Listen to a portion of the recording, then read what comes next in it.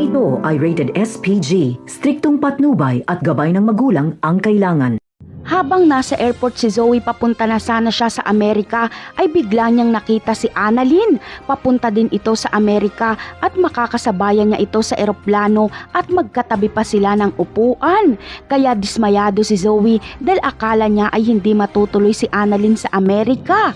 Ayaw niyang nandoon si Annalyn dahil baka ibunyag ni Robert ang sekreto nila ni Moira. Kaya naman, tinawagan ni Zoe ang kanyang ina para ipaalam na pupunta din ng Amerika si Annalyn.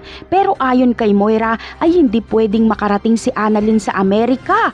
Kaya gawan daw umano ng paraan ni Zoe. Sinang-ayunan naman ito ni Zoe. Kaya ang tanging paraan para hindi matuloy si Annalyn ay pagpunit ni Zoe sa ticket ni Annalyn. Sa mga sumunod na eksena naman ay naaktuhan nga ni Rega na kausap ni Moira ang baklang si Bon. Si Bon ang inutusan noon ni Moira para ibunyag ang sikreto ni Giselle.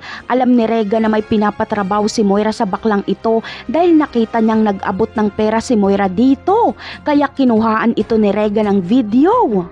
Kaya naman, pagkakataon na ito ni Regan para linisin ang pangalan ni Annalyn kay Giselle. Magsusumbong si Regan at ipapakita niya kay Giselle ang nakuha niyang video na si Moira ang kasabwat ng baklang nagbunyag ng kanyang sikreto. Ano kaya ang magiging reaksyon ni Giselle kapag mapagtanto niyang napaikot siya ni Moira? Yan ang aabangan natin sa mga susunod na episode. Paalam!